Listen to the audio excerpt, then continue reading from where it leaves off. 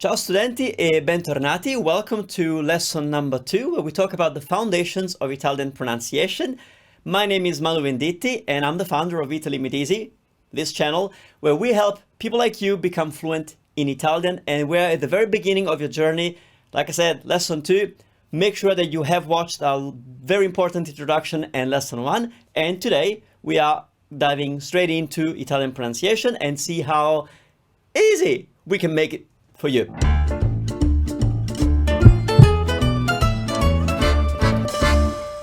As I mentioned in the previous lesson, Italian pronunciation is fairly easy, or simple. We should say simple because it doesn't mean you're gonna get it right from the beginning. It's consistent. Once you learn a way of reading a combination of sounds, it will always sound the same. And it's based on the 5 vowels. Now I want to emphasize this a lot because when you think about the sound of English, the English language, and the sound of the Italian language, they sound very different.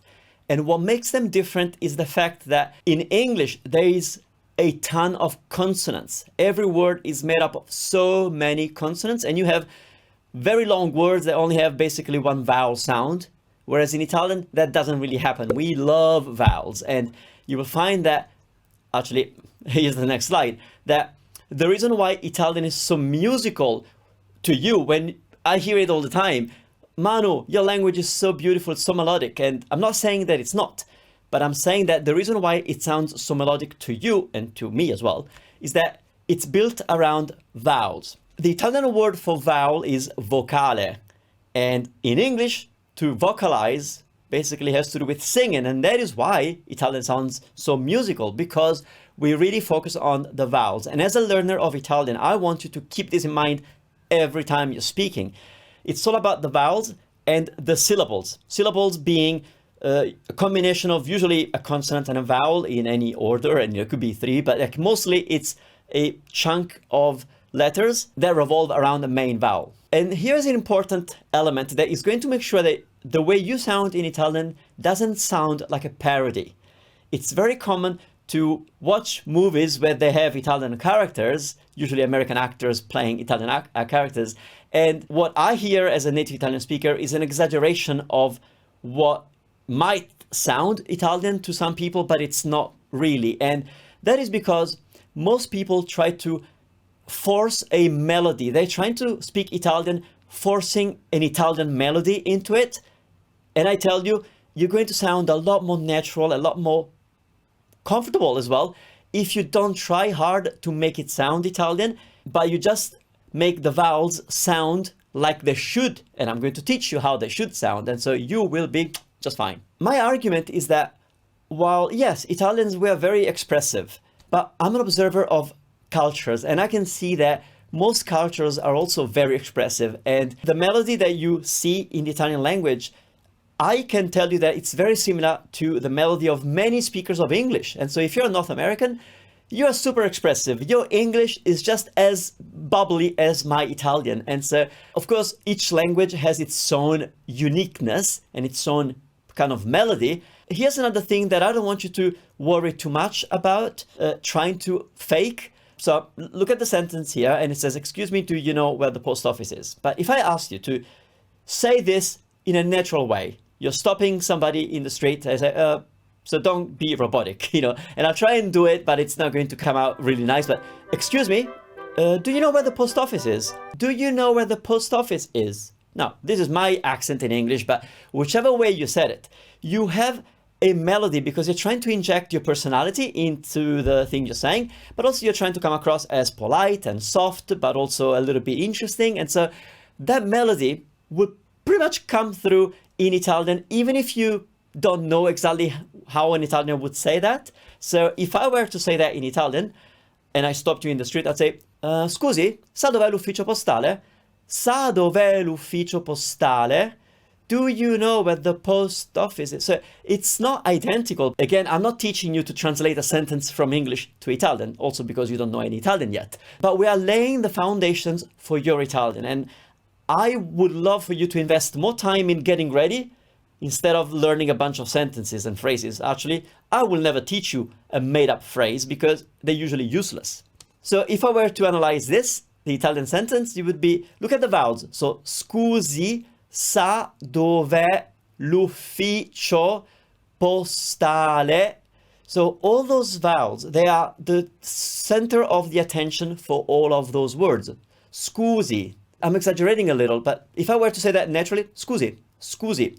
But if you were to break down that scusi, scusi, it's all about the U and the I. Sa dov'è? Do you know where? So sa dov'è? Sa dov'è? 3 peaks, right? Sa dov'è? L'ufficio postale, l'ufficio postale. So that wave, it's not something that you need to force. It just comes out naturally once you know how to work on those vowels. So here's our first vowel. We call it A. A. The beauty of this letter is that every time you say it in Italian, you are going to utter the sound A. A. This one is the vowel that we call E. E. E. Later on, I will tell you that E has 2 slightly different pronunciations, but for now, we're just going to go with E. This one is what we call I. I. Every time you say it in any word in Italian, you're going to say I. I. O. O. So this one is the vowel O, which also has 2 pronunciations, but again, we're not going to worry too much about this. And finally, we have U.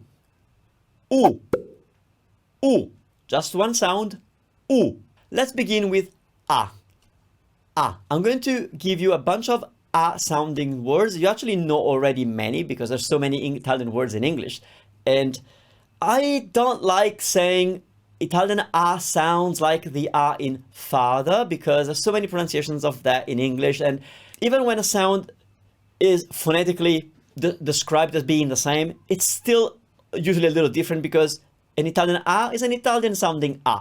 So we already introduced the word ape, ape, B. So repeat after me, ape, ape. Pasta, pasta. Can you hear how the sta is the same? That word is not pasta, it's pasta, the same A, pasta. America, America, America, America. Again, same sounds. And look also that E, ame, America. We're pronouncing all the vowels with the same duration. I'm not saying America, or I'm not gliding over any of those. I'm pronouncing every vowel kind of with the same importance. America. Alessandra. Alessandra, that's the name. 3 A sounds, and they all sound the same. Alessandra, Alessandra, Alessandra. So if you keep this A the way I've just told you, you're going to sound so good already, pronouncing the Italian words that you already have in English. And now we come to I. I. Easy. I. Italia. Italia. Italia. Now, here's something that I'm not going to go too deep into. Again, if you really want to go deep into all of these topics, they're covered in extreme detail in our beginner Italian level 1 course, which is available on our platform. But when you look at the Italia, that lia, you might notice that we are kind of gliding over the I, and there's a whole reason for that. But so it's not going to be Italia, it's going to be Italia, Italia. It's a little quicker on the I. Pisa, Pisa, the Leaning Tower of La Torre di Pisa, Pisa. Identità, identità, identità. Vino, vino. Rita, Rita. Immigrazione, immigrazione. Now, I don't think you will ever have many problems with the E sound. What is going to get you as other vowels that I know they're a little bit more tricky for English speakers, and some of the consonants, but we're going to cover consonants as well in this mini-series. So you're in good hands. U, U. Peru, Peru, Peru. Udine, Udine, that's a city in the north of Italy. Udine. Umbria, Umbria, that's a region in Italy. Umbria. Umberto, Umberto, that's a name. And imbuto, imbuto is a funnel. Now, this vowel, while it's easy in terms of pronunciation, it might trick you because of your English way of reading words. And so that Umbria, you might be tempted to say something else just because your English brain will want to say something else. But if you remember that the vowel U is always pronounced U, you're not going to say Umbria. You're going to say Umbria because it's consistent. And now we come to the E. E, as I mentioned earlier, we have two sounds for E. I'm going to show you what they are. I'm going to give you a little bit of information, but I also want to preface this with, it's usually not a big deal if you don't get it right. Mostly because half of the Italian population has different pronunciation for these two sounds. And so if you are from a certain part of Italy, you might have a tendency to have one sound dominate all the words. And so you will always have an open E sound. In other parts of Italy, you might prefer a closed E sound. And so while they do exist, and a good dictionary will also tell you which one is the right sound, and I will teach you what the right sounds are of words, it's not a big deal if you don't get it right all the time. So we have an open sound, which is E, E, E. Similar to the E that you have in egg, E, egg, E. And then we have a closed sound for the same vowel, for the E, which is E, E. So when I told you earlier, when I told you that what the vowels are, I said A, E, I, O, U. When I said E, I used the closed E to tell you what the sound was, E. I'm going to tell you both open and closed in a second. So E, it's a little tricky, but the closest I could get was like hey, like a stack of hay, hey, Italian E, but again, there's no 100% match with the vowels. But so open is E, closed is E, E, E, E, E, E, E. Can you hear the difference? So let's look at a few words that have the open E sound and repeat after me. Prendo, prendo. I will take, I take. Prendo. Niente, niente. Nothing, niente. Prego, prego. Now it means I pray, but you probably know the word as in you're welcome as well. It means a bunch of things. So prego. Caffè, caffè. That's the word for coffee, caffè. And now, an important one. This little one sound is the verb to be, conjugated in the third person singular. I'll tell you all of that in a future lesson. And that's basically the equivalent of is. So, il caffè è buono. Il caffè è buono. Coffee is good. Il caffè è buono. That is an open and it means it is. Now, let's look at the closed sounds. Vero, vero, true, vero. Perché, perché, perché means why and because. You will find that in many parts of Italy, especially in the north, they will say perché. They will open up that final the perché. It's not correct, but if they say it, I guess we can say it too. So perché. But the correct version is perché. Perché, closed E sound at the end. So basically, when I say closed sound, I'm saying that the two E sounds in that word are the same. Perché, perché, same sound. Vede, vede, he or she sees something, vede. Mente, mente is the mind, mente. And finally, the sound E. So this one is a single sound, just like the one we saw earlier, but this one is closed, E. And it's the word that means and, when you're putting two things together. Caffè e zucchero, caffè e zucchero, which is different from caffè e zucchero, because that would mean coffee is sugar, which probably would mean nothing. And finally, the word rete, rete, which is a net or a network. And now I'm going to test your knowledge of these sounds. As but I don't know them yet. Well, just go and follow your instinct. Your instinct is going to be right at least 50% of the time, right? I will tell you a little secret in a second. So this one is the word for permanent. Go and say it. Permanente, permanente. Now, if you want to be super careful with this, Pe, that's a closed E. Rma, the A is always the same sound. Ne, that's the open E. Permane, te, it's the closed E. I'm going to give you the second one before I give you the little trick. Oh, my name, my full name. So can you say my full name? I go by Manu because it's quicker, but my real name is that. So, could be tricky because there's a lot of vowels. That's Italian, right? Emanuele. So we break it down again. E, that's a closed E. Ma, there's only one A sound, so ma.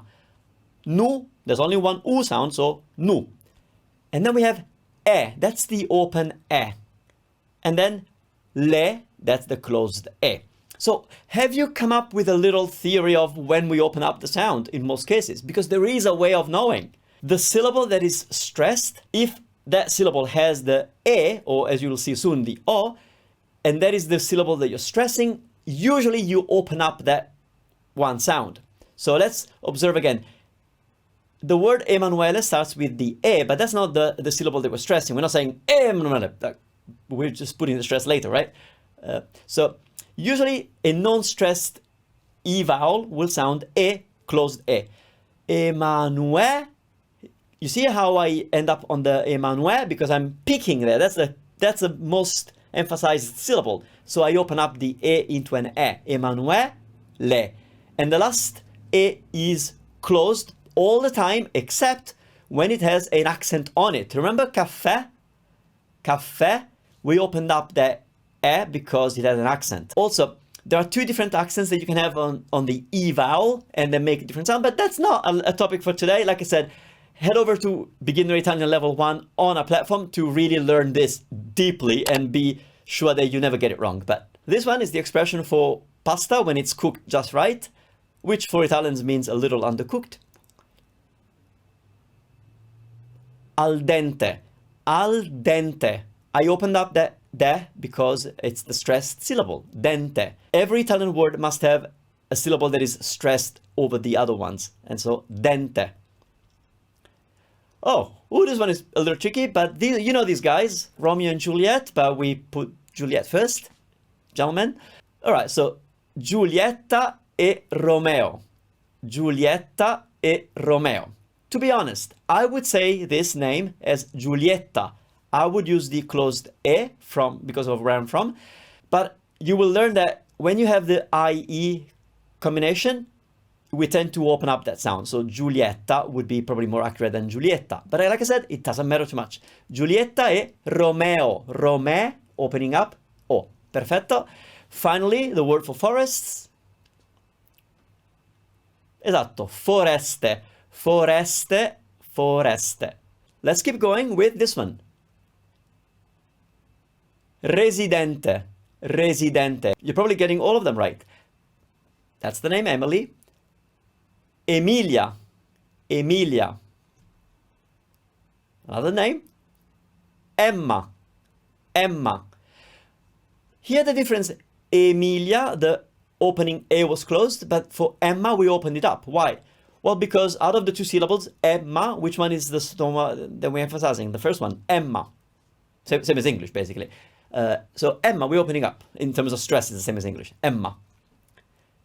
The word for tentacle, tentacolo, tentacolo, and the verb for speaking, parlare, parlare. Perfect. So now let's look at the two sounds for the O or the O vowel. And there's two sounds. One is open, O, like as in cost, O, co, cost, O, open O. And then we have the closed O. O, similar to the word cozy, but it's a different O, but it's more closed. So I will tell you both.